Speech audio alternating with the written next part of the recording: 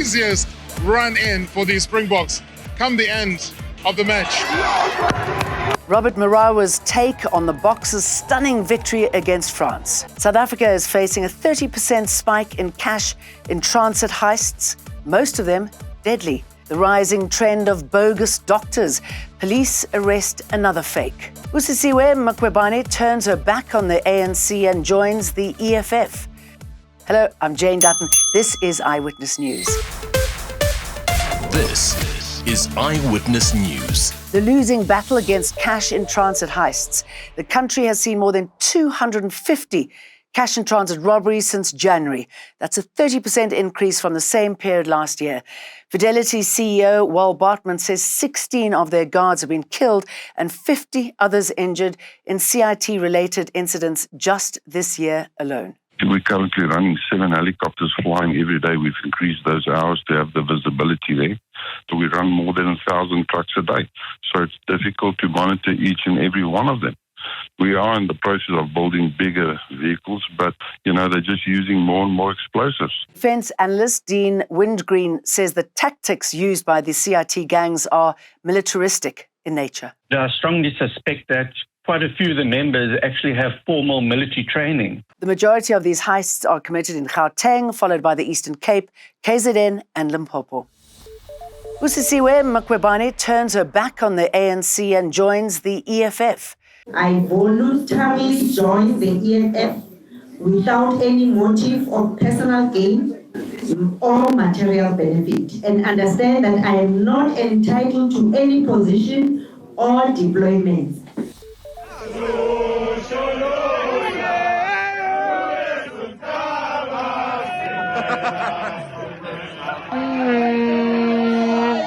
Day after the stunning night before, I suspect we are all still celebrating the nail-biting, heart palpitating win against France in the Rugby World Cup by just 1 point, 29-28.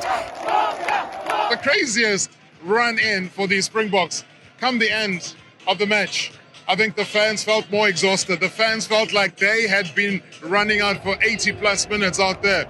The Springboks are through to the semi-finals in one of rugby's most intense, most exciting, and a contrast of halves, though. When you look at the first half compared to the second half, a man who could not even contain himself, ladies and gentlemen, Thando Manana. It's been an emotional roller coaster of a game. I'm not going to ask you a question. What do you say? Brilliant stuff, Rob. You can hear my voice is nearly gone. I'll tell you one thing. I said yesterday, it's not over until it's over. We march on to the semi-final just because we came back to our senses. Yeah. All right?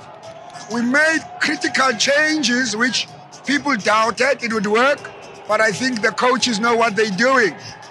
If you look at the first half, the French were on us. Yeah. When they had that rolling maul, running 100 miles an hour, I took a step back and I said, the boys have got to realize they've got to be calm. They've just got to stick and lock all in. It's what they did, Robert. But I'm quite happy that Sia led his troops very well.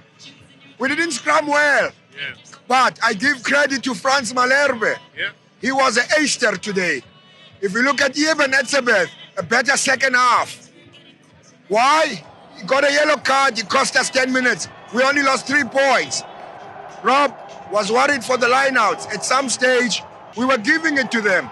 Woki was having an awesome day in the lineout. That worried me because that for me is primary ball. We needed to disrupt. We needed to make sure we don't give them good clean ball. Jalebe, the captain himself, was also mindful of the fact that they want to pounce on our weakness. Mani Libok missed 1 kick. But I think bringing in Pollard tells us going to the semi-final, we should just rearrange. Nothing wrong against Mani, but you don't want to put the guy under so much pressure. Danger to life, damage to property. That's what the South African Weather Service is warning could happen in KZN. It has issued a level 6 warning for heavy rains across the province. The adverse weather may lead to localized flooding of roads, bridges and settlements. The province is expected to receive more than 50 millimetres of rain. The Weather Service also issued a level 5 warning for the Eastern Cape. A bogus Gauteng doctor who escaped from custody while facing 2 counts of fraud has been rearrested in Vosloorus. Through a tip-off from the media, police managed to nab Kingsley Lieto Chele this morning, following his escape from custody last week. Chele is a Facebook con artist who targets women by misrepresenting himself as a doctor or a pharmacist and scamming them. He swindled thousands of rands out of his victims. Chele managed to escape from lawful custody when the police were cataloguing his household items at his residence. The accused was rearrested in the early hours of the morning in Vosloorus. The suspect, whose country of birth is yet to be confirmed, is expected to appear before Pretoria Magistrate Court on Tuesday. A charge of escaping from lawful custody will be added to the charges that he was already facing. U.S. Secretary of State Antony Blinken said the Rafah border crossing between Egypt and Gaza would open this morning to allow in humanitarian aid. He said this after meeting with the Egyptian President Abdel Fattah al-Sisi yesterday. But it didn't happen, giving false hope to Gazans trapped for days without fuel, food and water. The UN Humanitarian Office warns that Gaza hospitals' last reserves of fuel will probably run out in a few hours. Israel has been pounding the area with airstrikes for more than a week. More than 2,500 Palestinians, most of them civilians, have been killed. The Hamas attack has killed 1,400 Israelis, also mostly civilians and foreign tourists. Israel has vowed to eliminate Hamas, and the Palestinian armed group says it's ready for the bloody battle.